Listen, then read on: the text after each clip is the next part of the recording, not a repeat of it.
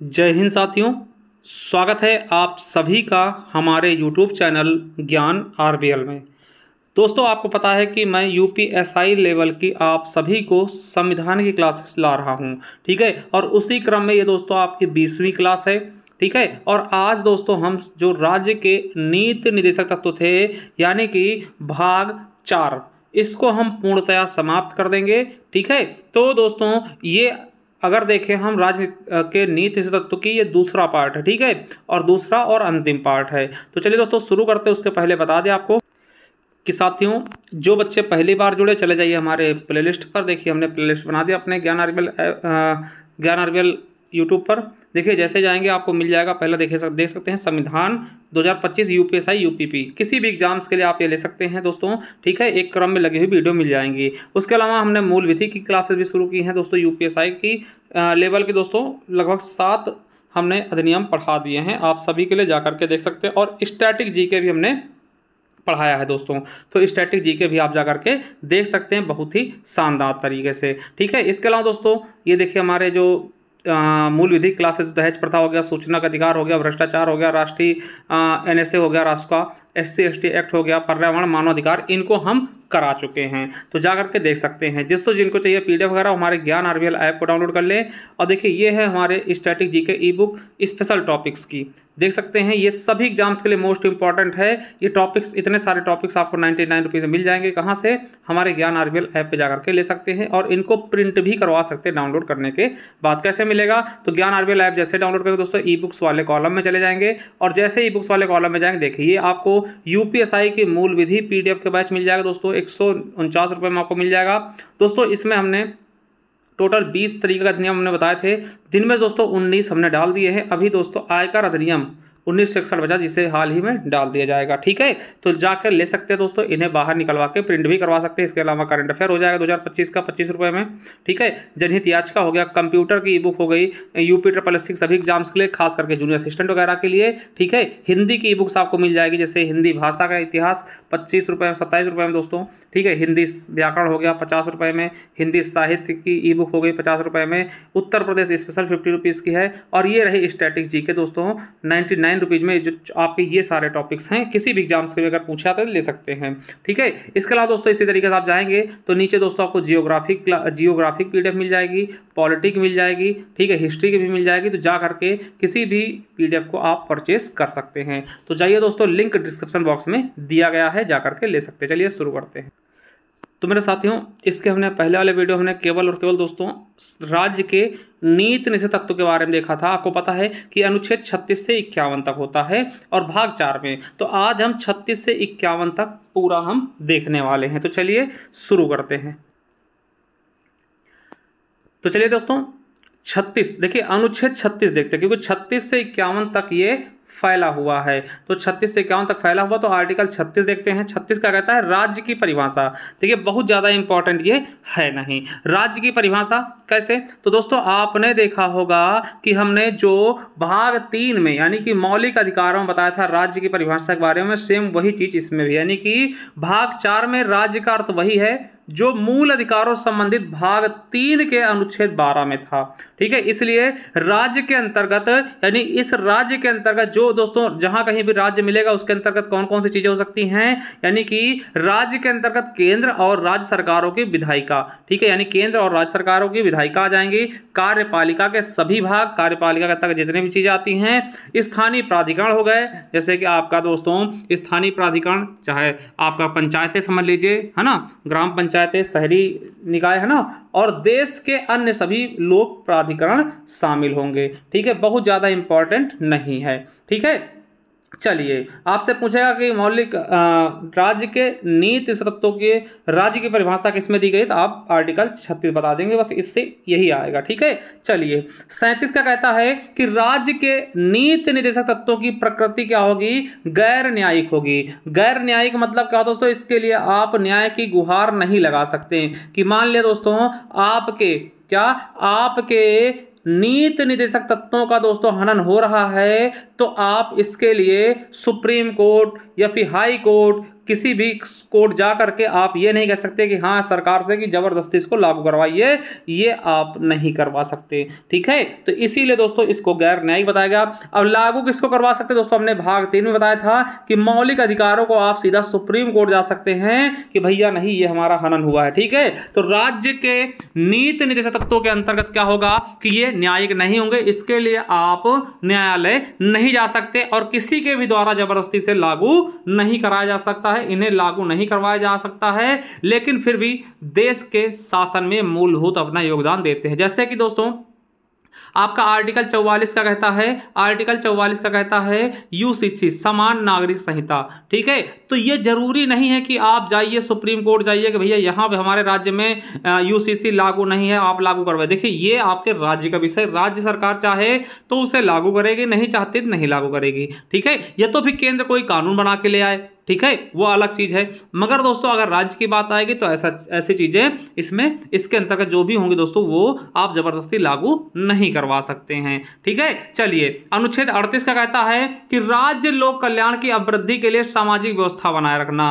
मतलब राज्य क्या करेगा, लोक कल्याण की अभिवृद्धि के लिए, मतलब जिससे लोगों को कल्याण हो दोस्तों वैसी सामाजिक व्यवस्था बनाएगा। यानी कि आपसे क्वेश्चन क्या पूछेगा कि लोगों के कल्याण को बढ़ावा देने के लिए राज्य को एक सामाजिक व्यवस्था बनाने का निर्देश देता है। कौन देता है दोस्तों, तो आपका आर्टिकल 38 देता है। ये एसएससी एमटीएस में पूछा गया। आपको बता दें योजना आयोग की स्थापना भी इसी के द्वारा की गई थी, क्योंकि दोस्तों योजना आयोग क्या करता था, ये दोस्तों योजनाएं बनाता था। ठीक है, योजनाएं बनाता था कि भैया कौन सी योजना लाई जाए जिससे गरीबों का भला हो। ठीक है, इसी के द्वारा आपको पता है इसी का नाम बदल के दोस्तों नीति आयोग कर दिया गया है। ठीक है, नीति आयोग। और दोस्तों योजना आयोग के द्वारा बनाई गई सबसे बढ़िया योजना कौन सी थी, पंचवर्षीय योजना। क्या, पंचवर्षीय योजना। ठीक है, तो यानी इसके द्वारा राज्य सरकार क्या कर सकती है दोस्तों कि कोई बहुत ही अच्छी सी व्यवस्थाएं ला सकती है जिससे समाज का भला हो। ठीक है, चलिए आगे दोस्तों देखते हैं 39 दोस्तों समझिएगा, यहां से क्वेश्चन आपके पूछे जाते हैं और बहुत थोड़ा सा लेंथी टाइप का। क्या है कि राज्य द्वारा अनुसरणीय कुछ नीति निर्देशक तत्व, यानी राज्य द्वारा जो अनुसरणीय करे जाएंगे कुछ नीति निर्देशक तत्व क्या क्या हैं। जैसे कि राज्य अपनी नीति को इस प्रकार बनाएगा कि समुदाय के भौतिक संसाधनों का स्वामित्व और नियंत्रण इस प्रकार बटा हो जिससे सर्वोत्तम रूप से सामूहिक हित सध सके और आर्थिक व्यवहार इस प्रकार चले जिससे धन और उत्पादन साधनों का सर्वसाधारण के लिए अहितकारी संकेंद्रण ना हो। यानी कि ऐसी योजनाएं बनाएगा जिससे दोस्तों सामाजिक भौतिक दोस्तों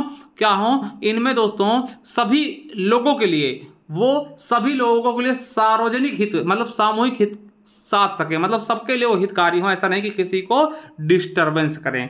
ठीक है, इसी में दोस्तों आपसे पूछा गया यूपीएसआई में देखिए 2021 में क्या पूछा गया था कि राज्य को धन और उत्पादन के साधनों को जमा करने से रोकने के निर्देश देता है दोस्तों कौन, आर्टिकल 39। ठीक है, कोई भी दोस्तों उत्पादन के सामान है दोस्तों उसको आप जमा नहीं कर सकते, धन को आप जमा नहीं कर सकते हैं, तो ये देता है दोस्तों राज्य को धन और उत्पादन के साधनों को जमा करने से रोकने के निर्देश कौन देता है, आर्टिकल 39। ठीक है, वहीं दोस्तों और इसमें क्या कहते हैं, यहां से कौन कौन से क्वेश्चन देखिए एसएससी एमटीएस में क्या पूछा गया है कि नागरिकों के लिए आजीविका के पर्याप्त साधनों का अधिकार सुनिश्चित करने का भी निर्देश कौन देता है, आर्टिकल 39 है कि भैया राज्य के नागरिकों को आजीविका के लिए पर्याप्त साधन आप सुलभ कराइए जिससे उनकी आजीविका चल सके। ये आपका एसएससी एमटीएस में पूछा गया क्वेश्चन है। वहीं मेरे दोस्तों इसी में बताऊं तो बालकों को स्वतंत्र और गरिमामय वातावरण के में स्वास्थ्य विकास के अवसर और सुविधाएं दी जाएं। मतलब जो बालक है दोस्तों उनको स्वतंत्र का अधिकार मिले, गरिमामय वातावरण मतलब ऐसा ना उनको डर वर्षा लगे, ठीक है, या फिर उनको स्वास्थ्य से संबंधित कोई दिक्कत हो तो इनके अवसर और सुविधाएं दी जाएं एवं शोषण के विरुद्ध इनकी रक्षा की जाए। दोस्तों ये आर्टिकल ये दोस्तों संविधान संशोधन जो था 42वें संविधान संशोधन 1976 के द्वारा अंतर स्थापित किया गया था। ठीक है, तो याद रखेंगे। वैसे शोषण के विरुद्ध अधिकार हमने पढ़ाया है, वो आपके मौलिक अधिकार भी है, तो यहां भी कहते हैं मतलब ऐसी सुविधाएं दी जाए जिससे बालक को कोई दिक्कत ना हो।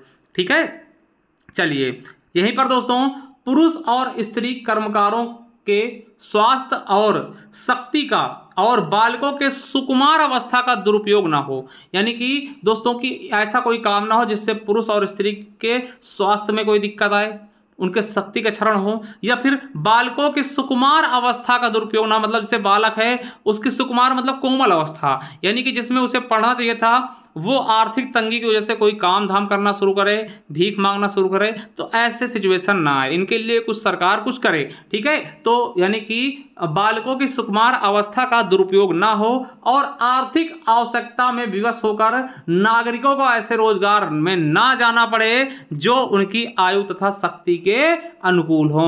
यानी कि ऐसी व्यवस्था ना है राज्य में कि लोगों को, जो बच्चे हैं दुधमुहे बच्चे, मतलब कहने का मतलब जिनके खेलने की उम्र है, पढ़ने की उम्र है, उनको दोस्तों पैसे की तंगी से आकर के आर्थिक व्यवस्था कारण दोस्तों उन्हें कोई ना कोई काम खोजना पड़े जिससे उनकी लाइफ कम हो और उनके स्वास्थ्य में कोई दिक्कत हो। यही चीजें महिला और पुरुषों के लिए भी कही गई हैं। और सबसे इंपॉर्टेंट दोस्तों ये धारा में ये पॉइंट आप लोग कर लीजिए, वेरी वेरी इंपॉर्टेंट, कि स्त्री एवं पुरुषों के दोनों के लिए समान कार्य के लिए समान वेतन प्राप्त होगा। यूपीएसआई 2021, यूपीएसआई 2017 और यूपी पीसीएस में पूछा गया है। यानी जैसे मान लिया दोस्तों कोई पुलिस में है, तो चाहे महिला हो चाहे पुरुष हो, दोनों को दोस्तों समान पैसे मिलेंगे। भैया इसने भी काम किया, इसने भी काम किया, ऐसा नहीं कि पुरुष है पुलिस में है तो पुरुष को 30,000 मिलेगा, महिला है तो उसे 20,000 मिलेगा, ऐसा कुछ भी नहीं है। समान पुरुष और स्त्री को दोस्तों समान अगर कार्य करवाया जा रहा है तो उसको समान वेतन मिलेगा, जिसके लिए दोस्तों आपको बता दें इसी के तहत आपके न्यूनतम मजदूरी अधिनियम 1948 भी लाई गई थी। ठीक है, चलिए वहीं पे दोस्तों आपका आर्टिकल 39 का ए क्या कहता है। 39 ए दोस्तों जोड़ा गया था आपके 42वें संविधान संशोधन 1976 द्वारा। देखिए कहां कहां पूछा गया। आरओ में, यूपीएसआई 2021 में, यूपी SSC पेट 2022 में, एसएससी सीजीएल में पूछा गया। ठीक है, क्या है इसमें, तो समान न्याय और निशुल्क विधिक सहायता, यानी मुफ्त कानून सलाह, यानी आपके पास पैसे नहीं तो आपको मुफ्त कानूनी सलाह देने का भी अधिकार दिया जाएगा। सरकार, राज्य सरकार चाहेगी तो इसको उपलब्ध कराएगी। ठीक है, तो ये आपके लिए मोस्ट इंपॉर्टेंट है। 39A में क्या है, इसको आप रट लीजिएगा भाई, वेरी वेरी इंपॉर्टेंट, समान न्याय और निःशुल्क विधिक सहायता। ठीक है, इसमें दोस्तों आपका ए कहता है और 39 का बी क्या कहता है कि राज्य को सार्वजनिक भलाई की रक्षा के लिए वितरित समुदाय के भौतिक संसाधनों का स्वामित्व और नियंत्रण हासिल करने की अनुमति देगा दोस्तों। ठीक है, यानी कि राज्य को सार्वजनिक भलाई के लिए, ठीक है, वितरित समुदाय के भौतिक संसाधनों का स्वामित्व और नियंत्रण हासिल करने की अनुमति देगा। और ई क्या कहता है, ठीक है, ई क्या कहता है कि पुरुष और स्त्री कर्मकारों के स्वास्थ्य और शक्ति का तथा बालकों के सुकुमार अवस्था का दुरुपयोग न हो, आर्थिक व्यवस्था कारण दोस्तों विवश होने के कारण नागरिकों को ऐसे रोजगार में आना और जिससे उनकी आयु के अनुकूल हो दोस्तों। ये भी दोस्तों ये मैं ऊपर बता चुका हूं। ठीक है, 39 में बता चुका हूं, उसी के 39A में ये ई पॉइंट में है। ठीक है, 39 का ई पॉइंट है। ठीक है, जो हमने 39 में लिखाया था। ठीक है, चलिए वही दोस्तों सबसे इंपॉर्टेंट आपको ये भी आपके लिए मोस्ट से भी मोस्ट इंपॉर्टेंट आर्टिकल 40 ग्राम पंचायतों गठन दोस्तों, इसके पक्ष में महात्मा गांधी जी थे। ठीक है, गांधीवादी थी। ठीक है, देखिए यूपीएसआई 17, 21, यूपी SSC पेट 2021 में पूछा गया, सीजीएल में पूछा गया, सीएचएसएल में पूछा गया, कहां कहां नहीं पूछा गया आप ये बताइए। तो आपसे पूछा ग्राम पंचायतों गठन किस आर्टिकल में, आर्टिकल 40 में। ठीक है, देखिए राज्य ग्राम पंचायतों को संगठित करने के लिए कदम उठाएगा और उनको ऐसी शक्ति और प्राधिकार प्रदान करेगा जो उन्हें स्वायत्त शासन की इकाइयों के रूप में कार्य करने योग्य के लिए बनाने में आवश्यक हो दोस्तों, यूपीएसआई में कहा गया। देखिए जिस समय हमारा देश आजाद हुआ था, संविधान बना था, उस समय राज्यों के पास इतना पैसा नहीं था, मगर कहीं ना कहीं हमारे महात्मा गांधी जी की सोच थी कि भैया राज्यों में क्या हो, मतलब गांव में क्या हो दोस्तों, प्रधान हो जो गांव का विकास करे, ग्राम पंचायतों का गठन हो। तो दोस्तों इसके लिए आपको पता है कि 40 आर्टिकल में डाल दिया गया। जब दोस्तों हमारे पास ऐसा लगा कि हमें कि नहीं हम सक्षम है, फिर इसके लिए कानून बना दिया गया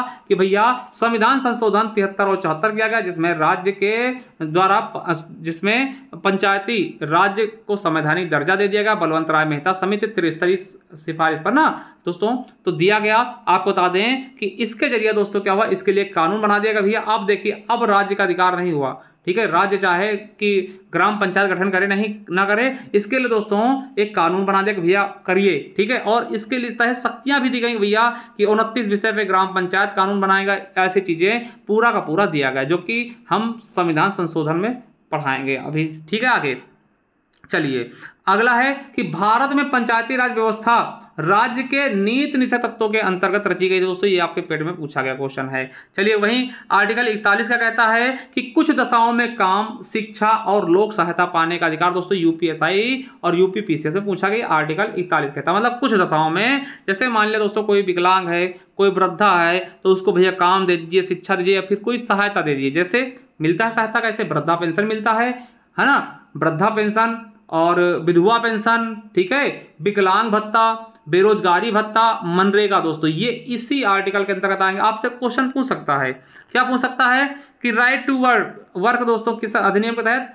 किस आर्टिकल के तहत? 41। आपसे पूछ लेगा बेरोजगारी भत्ता, विकलांग भत्ता किसके तहत दी जाती है? आर्टिकल 41 के तहत राज्य द्वारा दी जाती हैं। ठीक है, तो वृद्धा पेंशन हो गया, विकलांग भत्ता हो गया, इसी के तहत दोस्तों ये चीजें लागू की गई हैं, ठीक, राज्य द्वारा।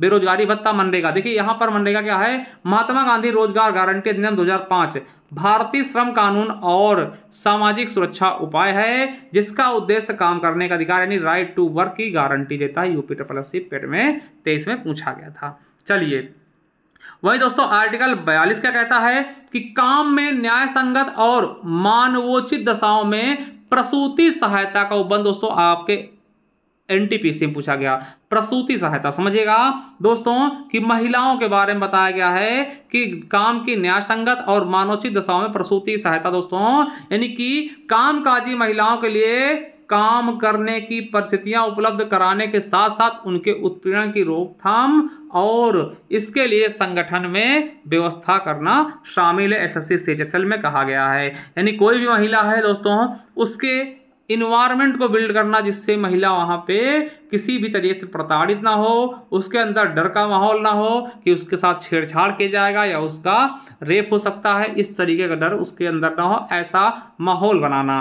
ठीक है, और प्रसूति दोस्तों महिलाओं के लिए जैसे गर्भावस्था दोस्तों उनके लिए भी कहीं ना कहीं हेल्प करना। ठीक है, आपको बता दें इन्हीं के लिए योजनाएं लाई गई हैं, जैसे कि मातृत्व वंदना योजना, प्रसूति योजना, जच्चा बच्चा योजना, मातृत्व राहत योजना। ठीक है, देखिए यूपीएसआई में पूछा गया मातृत्व राहत संबंधित से आर्टिकल 42 से।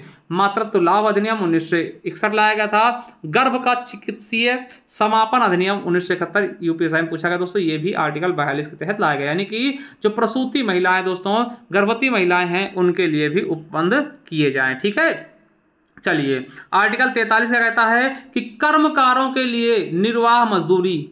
ठीक है, यानी कि कर्मकारों के लिए निर्वाह मजदूरी यानी कि ग्रामीण क्षेत्रों में कुटीर उद्योगों को बढ़ावा देने के लिए निर्देशित करता है। दोस्तों ये क्वेश्चन आपके एग्जाम में पूछा गया है, किस आर्टिकल में? 43 आर्टिकल में आपके यूपीएसआई में पूछा गया है 2021 में। जैसे न्यूनतम मजदूरी लाया गया, इसके तहत श्रम योगी बंधन योजना हो गया, मुद्रा योजना दोस्तों कि गांव में कुटीर उद्योग को बढ़ाया जाए, ग्रामीण उद्योग को बढ़ाया जाए। ठीक है, अब दोस्तों इसके तहत ये दोनों बहुत इंपॉर्टेंट दोस्तों, जो आपका 43A जोड़ा गया और 43B जोड़ा गया। आपसे पूछ सकता है कि अनुच्छेद 43 से किस अधिनियम द्वारा जोड़ा गया?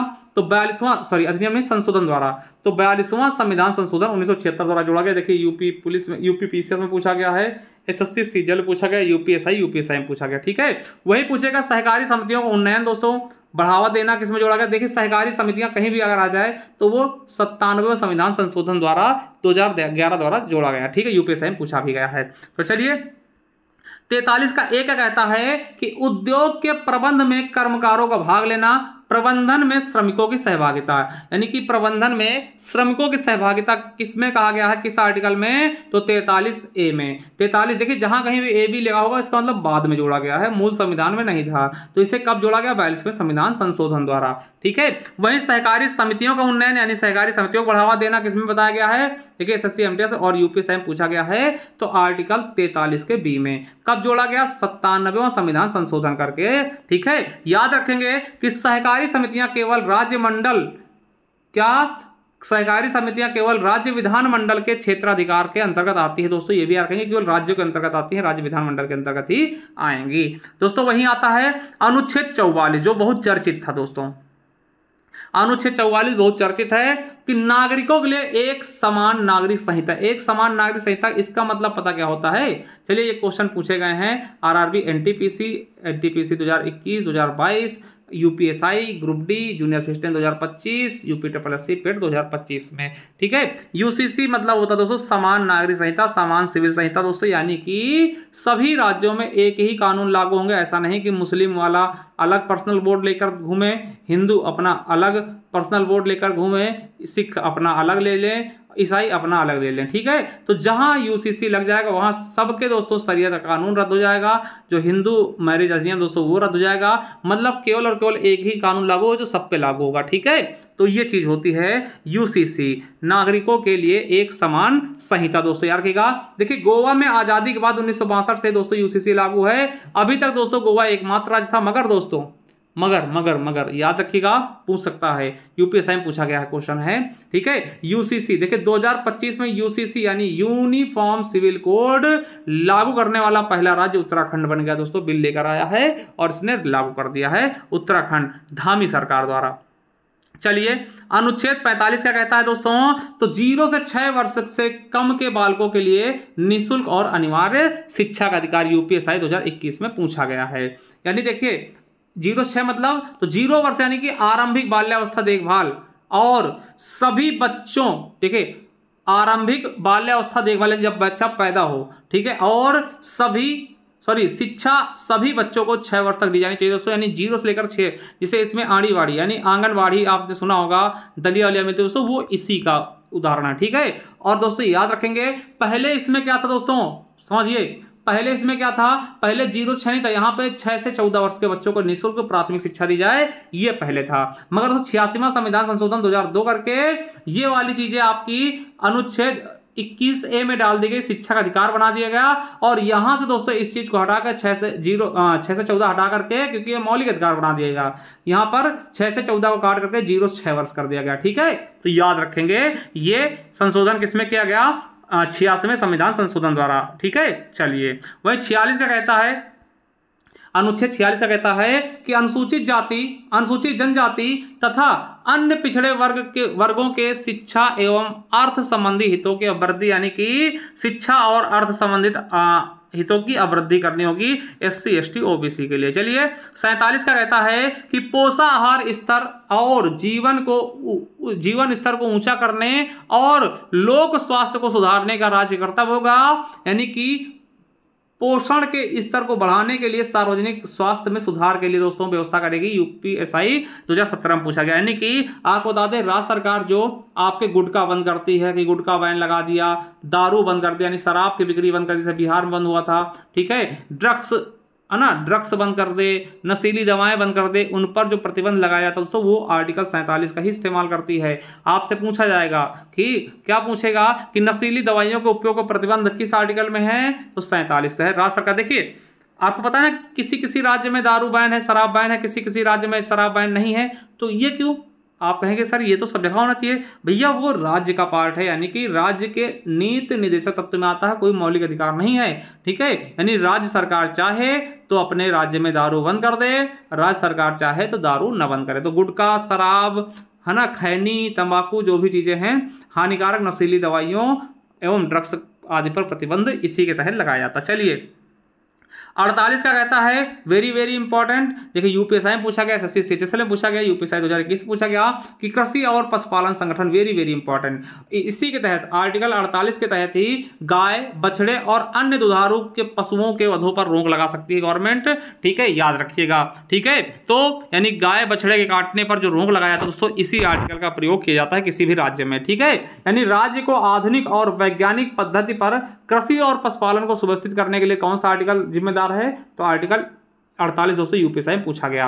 वहीं सरकारी योजना प्रधानमंत्री फसल बीमा योजना का उद्देश्य किसानों के लिए फसल बीमा सेवा उपलब्ध कराना, यह भी आर्टिकल 48 के अंतर्गत आता है दोस्तों। ये आपके SSC CHSL में पूछा गया, यानी किसान से संबंधित कोई भी चीज आए कृषि संबंधित, वो आर्टिकल 48 का पार्ट है। आर्टिकल 48A जोड़ा गया मेरे दोस्तों, वेरी वेरी इंपॉर्टेंट। कब जोड़ा गया? 42वें संविधान संशोधन 1976 द्वारा। क्या है कि पर्यावरण एवं, ठीक है, पर्यावरण, वन तथा वन्य जीवों की रक्षा। देखिए अभी उसमें क्या था, कृषि के बारे में की गई थी, है ना, कृषि और पशुपालन की बात की गई, और इसी में दोस्तों आर्टिकल 48 का ए जोड़ा गया, वेरी वेरी इंपॉर्टेंट। इसमें पर्यावरण, वन्य तथा वन्य जीवों की रक्षा और पर्यावरण का संरक्षण या संवर्धन बताया गया। यानी पर्यावरण की भी रक्षा करिए, वन्य जीवों की भी रक्षा करिए, ये आर्टिकल 48A पे जोड़ के बनाया गया। ठीक है, यूपीएसआई में पूछा गया, आरआरबी एनटीपीसी पूछा गया। आपको पूछा जाएगा कि पर्यावरण की रक्षा व सुधार व देश के वनों एवं वन्यजीवों का संरक्षण किसमें बताया गया, तो आर्टिकल 48A में यूपीएसआई और पेट में पूछा गया क्वेश्चन है। ठीक है, याद रखें दोस्तों, गाय एवं बछड़ों के वधों पर दोस्तों 48 कहता है, आर्टिकल 48A पे भी आ जाएगा क्योंकि यहाँ पे वन्यजीव बताया गया। ठीक है, चलिए, और दोस्तों देखिए यूपीएसआई में पूछा गया 42वें संविधान संशोधन 1976 द्वारा जोड़ा गया। इसी के तहत दोस्तों आपको बता दें आगे चल के क्या हुआ दोस्तों, आप देखिए इसी के अंतर्गत दोस्तों देख सकते हैं, वैसे बाद में लाया गया दोस्तों, उसके पहले ही पर्यावरण एवं वन्यजीव संरक्षण अधिनियम भी लाया गया था। ठीक है, ये भी याद रखेंगे 72 में। ठीक है, चलिए 49 क्या कहता है कि राष्ट्रीय स्मारक संस्थानों एवं धरोहर की संरक्षा, यानी कि कोई भी अगर राष्ट्रीय स्मारक है, ऐसा नहीं वहां जाकर के आप थूक दे रहे हैं, तोड़ दे रहे हैं, उनका भैया संरक्षण करिए, उनको सजोइए। ठीक है, यूपीएसआई 2017, आरआरबी एनटीपीसी पूछा गया, एसएससी शिक्षा में पूछा गया क्या, कि स्मारकों अथवा कलात्मक या ऐतिहासिक महत्व के स्थानों की रक्षा करना किसमें है, आर्टिकल 49 में। 50 में दोस्तों 50-50 क्या है कि कार्यपालिका से न्यायपालिका पृथक्करण होगा दोस्तों, यानी सरकार और न्यायालय अलग अलग होंगी। ठीक है, याद रखेगा यूपीएसआई 2021, आईएएस, आरआरबी, जेईई में पूछा गया, यूपीएसआई में पूछा गया, यानी कि सार्वजनिक सेवा में कार्यपालिका से न्यायपालिका को अलग करने की बात की गई है। वहीं 51 का कहता है दोस्तों कि अंतरराष्ट्रीय शांति और सुरक्षा की वृद्धि दोस्तों, यूपीएसआई, एसएससी, जेईई है ना, यूपीपीसीएस, यूपीएसआई 2017, आरआरबी एनटीपीसी और एसएससी सीएचएसएल में पूछा गया। ठीक है, चलिए, तो इसके अंतर्गत दोस्तों 51 के अंतर्गत क्या कहा गया कि राज्य प्रयास करना होगा, राज्य को प्रयास करना होगा। क्या क्या करना होगा, पहला है कि अंतरराष्ट्रीय विधि एवं संधि बाध्यताओं के प्रति आदर बढ़ाने का। देखिए मान लिया कोई दोस्तों केंद्र सरकार कोई संधि करके आती है किसी राज्य से, किसी देश से राज्य के प्रति, तो राज्य को मानना होगा। ठीक है, यूपीएसआई में पूछा गया है। अगला है कि अंतरराष्ट्रीय विवादों को मध्यस्थता द्वारा निपटाने के लिए प्रोत्साहन देने में, यानी कोई भी दोस्तों विवाद है अंतरराष्ट्रीय, उसको प्रोत्साहन दें कि ये चीज निपटाई जाए कैसे भी करके। ठीक है, राष्ट्रों के बीच न्याय संगत और सम्मानपूर्ण संबंधों को बनाए रखना, सभी राष्ट्रों के बीच दोस्तों न्याय और मतलब न्याय संगत, मतलब किसी के साथ गलत न करना, और सम्मानपूर्ण दोस्तों की सभी देशों के साथ सम्मान बना रहे, ऐसे प्रयास करना। चलिए अब दोस्तों मौलिक अधिकार और नीति तत्व, यानी नीति तत्व हम पढ़ चुके हैं दोस्तों, अब इनके हम तुलना कर ले थोड़ा थोड़ा। चलिए, मौलिक अधिकार आपको पता है कि ये आपके मूल अधिकार होते हैं। ठीक है, इन्हें आपसे कोई छीन नहीं सकता। ठीक है, चलिए, तो दोस्तों मौलिक अधिकार और निजी तत्व, ठीक है, ये दोस्तों मूल अधिकार है, मौलिक अधिकार किसमें, भाग 3 में है, आर्टिकल 12 से 35 तक। वही निजी तत्व किसमें है, भाग 4 में है, आर्टिकल 36 से 51 तक। ये दोस्तों अमेरिका से लिए गए, यानी कि यूएसए से लिए गए हैं। कौन, मूल अधिकार। ये आयरलैंड से लिए गए हैं। ये वाद योग्य, यानी कि इन पे वाद विवाद कर सकते हैं, भैया हमें क्यों नहीं मिल रहे हैं ये, इसके लिए हम सुप्रीम कोर्ट चले जाएंगे, इसके लिए हम हाई कोर्ट चले जाएंगे, डायरेक्ट सुप्रीम कोर्ट चाहिए, इनके लिए वाद विवाद कर सकते हैं, भाई हमको क्यों नहीं मिल रहा मौलिक अधिकार। मगर दोस्तों ये वाद योग्य नहीं है, इनके लिए आप सुप्रीम कोर्ट नहीं जा सकते, सुप्रीम कोर्ट जाओगे लठ मार के भगा दिए जाओगे। ठीक है, तो निजी तत्व क्या होता है दोस्तों, ये इनकी प्रवृत्ति नकारात्मक होती है, नहीं सरकार के लिए इनकी प्रवृत्ति नकारात्मक होगी, यानी सरकार को जबरदस्ती लागू करना होगा। ठीक है, मन हो ना हो, मगर दोस्तों इनकी प्रवृत्ति सकारात्मक होती है, यानी कि सरकार चाहे तो लागू करे चाहे तो ना करे। ये व्यक्तिगत स्तर पर होते हैं, यानी कि सभी को मिलते हैं व्यक्तिगत स्तर पर। ये सामुदायिक स्तर पर दोस्तों इनमें व्यक्तिगत फायदा होता है, समुदाय के पूरे समुदाय को दोस्तों इससे फायदा होगा। मान लो कोई योजना चलेगी पूरे समुदाय को फायदा होगा। ठीक है, चलिए, ये स्वतः उपलब्ध होते कौन, मूल अधिकार आपको स्वतः उपलब्ध मिल जाएंगे। मगर दोस्तों जो आपके नीति निषेध तत्व हैं ये कैसे मिलेंगे, तो इन्हें लागू करने के लिए विधायी अथवा कार्यकारी आदेश की आवश्यकता पड़ती है दोस्तों। ठीक है, चलिए, ये सरकार के अधिकारों घटाता, बिल्कुल सही दोस्तों, सरकार चाहिए थोड़ी चाहे कि किसी का मौलिक अधिकार हो। ठीक है, वो तो चाहे कि मौलिक अधिकार खत्म हो जाए दोस्तों, हम क्या एक छत्र राज करें। ठीक है, तो ये सरकार के अधिकारों घटाएगी और ये सरकार के अधिकारों बढ़ाता, तो सरकार इसके तहत अपने अधिकार को बढ़ा सकता है, लागू और अच्छी से अच्छी चीज, और उसका भी भला होगा। ठीक है, इसके पीछे कानूनी मान्यता दोस्तों, कानून जबरदस्ती कराएगी तो लागू हो सकता है दोस्तों। इसके पीछे राजनीतिक मान्यता दोस्तों, राजनीतिक मान्यता मतलब वोट बैंक है ना, वोट बैंक अगर होगा, ठीक है, वोट बैंक ना हो दोस्तों ये चीजें लागू ही ना करे सरकार। ठीक है, पेंशन क्यों दे, क्योंकि उसे वोट चाहिए। ठीक है, चलिए दोस्तों आपको बता दें कि ये दो आपके वाद हैं कि चंपक दो राय राजन बनाम मद्रास राज्य 1951 क्या कहता है कि मौलिक अधिकारों और नीति निषेधों के बीच किसी भी संघर्ष के मामले में मौलिक अधिकार मान्य होंगे। यानी कि अगर मान ले दोस्तों कोई विवाद होता है जिसमें मौलिक अधिकार और नीति निषेध तत्वों के बीच टकराव होता तो कौन सर्वोपरि होगा? मौलिक अधिकार। ठीक, ये चंपक दोराय राजन बनाम मद्रास राज्य में कहा गया था। वहीं मिनर्वा मिल्स मामले 1980 में क्या कहा गया कि उच्चतम न्यायालय ने यह व्यवस्था भी दी कि भारतीय संविधान मूल अधिकारों और निदेशक तत्वों के बीच संतुलन के रूप में है। ठीक है, तो ये कहा गया। चलिए दोस्तों, मैं आपको बता दूं कि आप चले जाइए हमारे प्लेलिस्ट में, वहाँ दोस्तों हमने ये सारी क्लासेस जो दे रहे हैं इनकी प्लेलिस्ट बना दी है, जाकर के देख सकते हैं। मूल विधि पढ़ाया है दोस्तों, स्ट्रेटेजी के पढ़ाया है, जाइए। और दोस्तों जिनको चाहिए हमारी ये देखिए, इस ई बुक से हम पढ़ा रहे हैं ये पॉलिटी। ये आपको ई बुक कैसे मिलेगा? हमारे ज्ञान आरबीएल ऐप पे जाइए, वहाँ डाउनलोड कर लीजिए। ठीक, नीचे लिंक मिल जाएगा, वहाँ जाइए दोस्तों, ऐसा दिख जाएगा दोस्तों। संविधान की ई बुक है, 50 रुपये में आप ले सकते हैं। ठीक है, 1 साल की वैलिडिटी होगी, जब इसके बीच में कोई भी अपडेट होगा दोस्तों आपको वहाँ पर अपडेट कर दिया जाएगा। तो चाहिए ज्ञान आरबीएल ऐप को डाउनलोड करिए, वहां से परचेस कर लीजिए। थैंक यू, धन्यवाद। मिलते हैं नेक्स्ट वीडियो, तक ले जय हिंद, जय भारत, वंदे मातरम।